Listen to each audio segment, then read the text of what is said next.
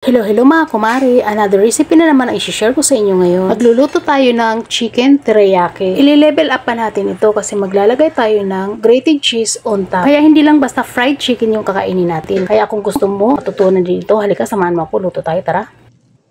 At dito nga, meron tayo ng chicken wings, mga 8 pieces siguro ito. Nilagyan ko lang ito ng salt and black pepper. Maglalagay din tayo ng garlic powder at ng seasoning granules. So optional yan. Bahala ka kung ayaw mo maglagay, skip mo na yan. At imimix lang natin ito hanggang mag-incorporate yung mga ingredients na ating nilagay. At maglalagay din tayo ng isang buong itlog. Ihahalo-halo lang natin yan. At kapag nahalo na natin ng mabuti, mamarinate muna natin ito ng at least 30 minutes.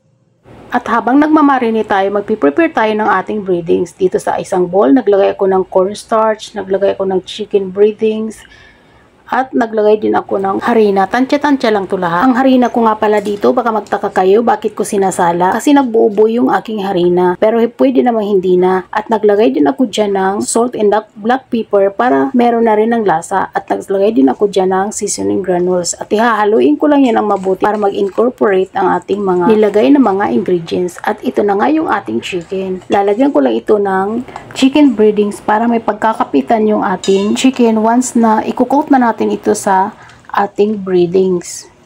So ganyan hinahalo-halo ko lang. So once na nahalo-halo na yan, i-coat na natin ito sa ating dry na breadings. So ganyan lang ginagawa ko at mag-i-deep fry na natin ito. Sa part na to, sa time na to, nagpainit na ako ng ating mantika. So tinest natin yan. Kapag nagbubbles na yung toothpick ay mainit na yan. At nilagay ko na isa-isa yung ating mga manok. At habang nagpiprito tayo, meron ako dito ng isang thumb size lang na ginger. So grenade ko lang yan. Once na nag-grate na, naglagay din ako ng garlic powder.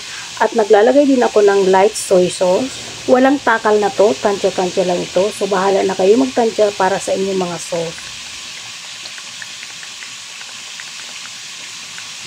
Maglalagay din ako dito ng Kikkoman soy sauce para mas ma-feel natin yung lasa ng pagka Japanese niya. At meron din ako dito ng rice vinegar, pwede rin mirin or ng sake. At naglagay din ako ng black pepper at naglagay din pala ako dyan ng sugar. 1 tablespoon lang na sugar kasi may pagka medyo matamis-tamis ito. At akin lang hinalo-halo yan. At naglagay din pala ako dyan ng seasoning granules. At naglagay din pala ako dyan ng sesame oil. Pero optional yun, kung ayaw nyo pwede rin naman. At nagpainit na ako dito ng kawali at ating pakukuluan na yung ating sauce. So pag nagkumulo na yan, hintayin lang natin na lumapot.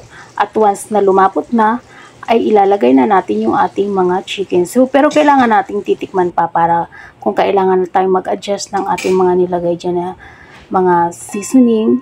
So mag-adjust tayo. So ayan nga, nung malapot na, nilagay ko na yung ating fried chicken. So i-coat lang natin yung sauce sa ating fried chicken.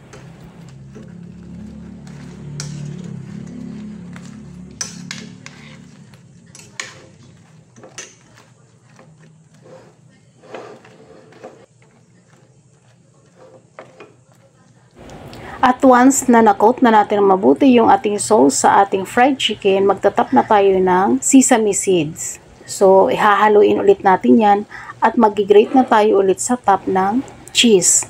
At once na nag-grate na natin yung cheese sa top, atin na naman itong tatakpan para mag-melt na yung ating cheese. So hihintayin lang natin na mag-melt at halos okay na yan. At kapag ka-okay na, so ganyan, medyo nag-melt na siya, eto na, meron na tayo ng chicken teriyaki with melted cheese. So ayan guys, ang sarap nito, kaya itry nyo na. At kung gusto mo pa ng recipe, mag-follow ka na dyan. At thank you for watching. Bye!